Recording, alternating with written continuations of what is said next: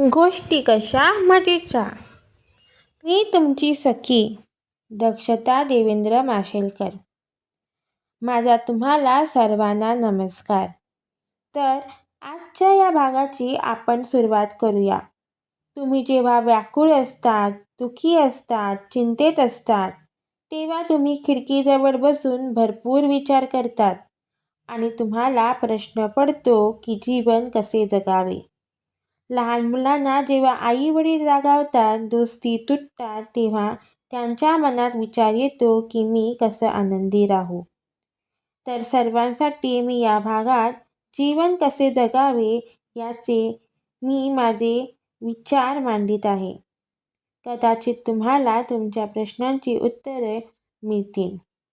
म्हणजे कडू औषधांचा गोट नाही की जो डोळे मिटून गटकन पिऊन टाकूया. जीवन एक रंगमंच आहे.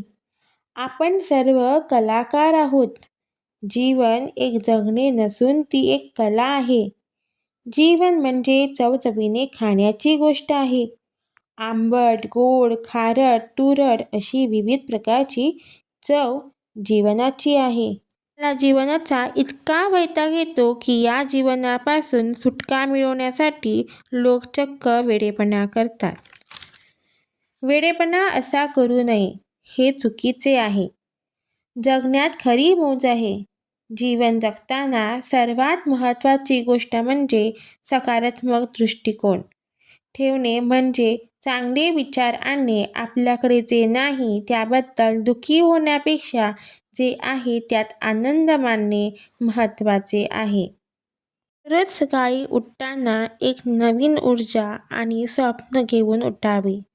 सूर्योदयाचा रम्य देखावा, फुलांनी बहरून आलेली झाडं, धो-धो कोसळणारा झरा, हिरवीगार सृष्टी, वाऱ्यावर झेलणारी सळसळणारी शेते, कूचन करणारे पक्षी, पक्ष्यांचा चिवचिवाट, या सगळ्यात लहान लहान गोष्टीचा आनंद शोधणे, जसे की निसर्गाचे सौंदर्य पाहणे, मित्रमैत्रिणींसोबत वेळ घालवणे, तो लहान लहान आनंद शोधायला पाहिजे. दिवसभर कष्ट केल्यावर छंद म्हणून गीतांचे सूर लावण्यात, आवडीच्या पुस्तकांचे, गोष्टींचे, कादंबरीचे वाचन करण्यात, भरतकाम, विणकाम करण्यात किंवा दूरदर्शनवरील एखाद्या मालिकेचा आस्वाद घेण्यात जीवनाचा अर्थ आनंदित होतो. जीवनात कष्ट, व्याप, संताप आहेतच, परंतु याही पसाऱ्यात छंदाद्वारे विटंगुळा शोधता आला पाहिजे. एकटे जीवन जगणे अशक्य आहे. त्यामुळे कुटुंबातील सदस्य आणि मित्रांशी नाते ठेवावे. आई वडील मुलांवर रागावतात, ते पण चूक झाल्यावर. आपल्याला चूक कळावी म्हणून, ती पुन्हा करू नये म्हणून रागावतात. तर आई वडिलांवर सुद्धा प्रेम करावे. सर्वांवर प्रेम करावे. त्यांच्या सुखासाठी धडपडणारी, दुसऱ्यांच्या दुःखात सहभागी होणारी, त्यांचे दुःख दूर करणारी माणसे खऱ्या अर्थाने जीवन जगतात. स्वतःच्या दुःखातही आनंदी असणारी, स्वतःच्या जीवनाची रडकथा न गाणारी माणसे इतरांनाही सुखी करतात. तर तुम्ही रडू नका, खचून जाऊ नका. स्वतःला मूल नसले तरी दुःखी न होता अनाथ बालकांवर वात्सल्याचा वर्षाव करणारी माता, स्वतःच्या संपत्तीचा काही भाग गरज व गरीब लोकांसाठी खर्च करणारी माणसे, ध्येय शाश्वत माणसे, मातृभूमीसाठी हसत हसत फासावर जाणारे हुतात्मे, स्वतः फासावर जातानाही भेटेल 9 महिन्यांनी असं म्हणून आईचे सांत्वन करणारे, आईला धीर देणारे खरोखरच धन्य होते. अहंकार हा माणसाचा सर्वात मोठा शत्रू आहे.